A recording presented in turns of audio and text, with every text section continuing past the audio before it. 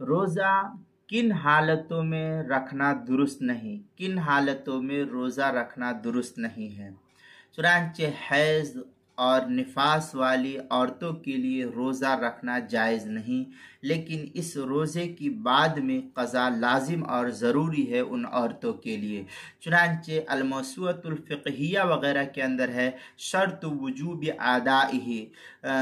خلو المرأة من الحید والنفاس لأن الحائض والنفساء، یہ اس طریقے کی عبارت جو ہے